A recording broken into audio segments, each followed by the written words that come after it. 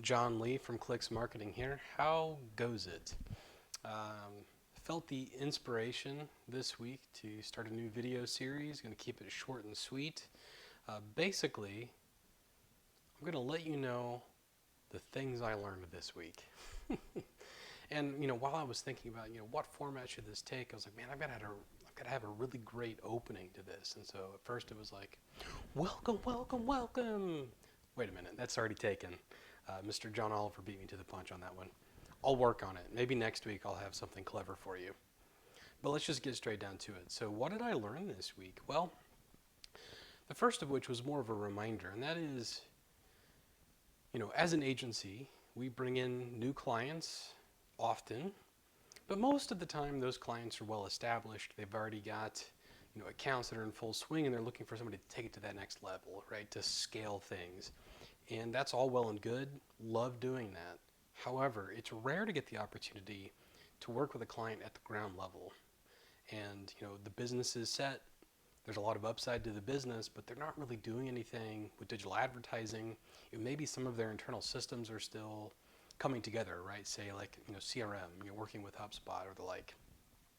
That is really exciting to work with those types of clients to understand what is possible. And then better yet is getting in and getting campaigns built and showing the value of digital advertising almost overnight. I had a client launch last week, and the website's been launched for a couple of months.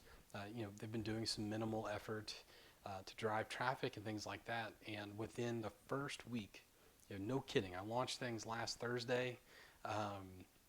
You know, Tripled the amount of leads that they had in their database previous to this past week, and showed them that even targeting one state in the United States, there is way more potential than they even realized, and that heck, even I realized when I did my initial research for this client. So that's fun, period. I needed that reminder. But next up, actually pursuant to this client, working within HubSpot to track leads and lead value and all of that. And I got to say, I learned quite a few things this past week. And so, when you're doing lead gen, of course, we all immediately assume lead forms. Okay, check, done, there. But often there are other, say, softer touch lead types when you're dealing with lead gen, say a newsletter form. So newsletter forms often kind of follows the same pathway as a regular lead gen form, more complete lead gen form. You can do a typical thank you page, set up conversion tracking goals, all the like. Well, the curveball that I got this week was HubSpot chat, and quickly realized that a lot of people coming from our paid campaigns were choosing to chat while on the website. It's like, wow, okay, this is a new problem. HubSpot didn't offer any immediate easy solutions to, say, apply tracking codes to that. However, I found an amazing resource online, which I'll link to in the video description here. But basically, with a little bit of, handiwork within Google Tag Manager and data layers, and having the right code to pull things together. Say when somebody is chatting and then they actually click submit, right? They've initiated the chat, to actually track that as a conversion.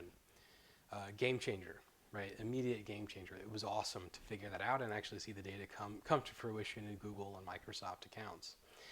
I would also say the bonus thing that I learned this week, and I already knew this to a certain level, but I'm not a coder, right? I'm not a development kind of guy, but I know enough to be dangerous. But I ran into a couple hurdles, right, with the code verifying with Google Tag Manager, and I used the Bing chat, right? So the GPT-based chat functionality of Bing, they're calling it the new Bing. I quickly realized how fast and easy and efficient it is to get instructions on how to fix JavaScript code using the Bing chat. Game changer. That was awesome. I loved learning that. And let's see, another thing I learned this week, and hopefully I'm not boring you all. Please let me know. Drop a comment. Let me know. But the next thing I learned this week, so it's not new, but somewhat new to me, and that is building audience segments, and I don't mean building a retargeting list or uploading a custom audience. Been there, done that for years. I mean utilizing the audience segments within Google Ads. Specifically, the one that I've really honed in on this week is building audiences based on past Google search history. Wow, right? Big deal to be able to say, hey, you know what? Maybe I didn't catch this individual the first time they searched. Maybe my campaigns weren't even active, but I want to be able to serve ads, say in a discovery campaign, a display campaign, a YouTube campaign. I want to be able to serve them an ad based on their past search history. Game changer.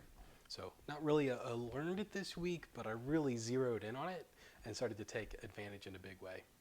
And then the last thing I'll call out here is I learned that having the Google Ads and the Microsoft advertising apps on my phone logged into my user for the agency accounts on both of those platforms is a really big deal. So I already had them there, had them in place, for easy access, right? A quick check-in. Maybe if I'm out and about and I need to pause a campaign, I can do that quickly and easily. But more importantly, I woke up this morning to a notification that one of our clients, their account had been suspended due to circumventing systems. This has been a hot topic online the last couple of months. All kinds of commentary on Reddit. I've been following along, but as of yet, hadn't seen that happen to any of the clients within the Clix fold. But what I realized was that I got the notification on my phone, but we, the agency at Clix, had not yet received an email notification. And to be honest, we may have been blind to that for a handful of hours until we logged in to work on daily tasks and things of the like. So the learning there is have those apps on your phone and be the first line of defense or offense, depending on perspective, when it comes to changes in your accounts, and whether that's you working on an account internally for a business, or like myself working within an agency context. So lots of things that I've learned this week. So hopefully you found some value, some food for thought, and I'll check in with you all next week. Have a good one.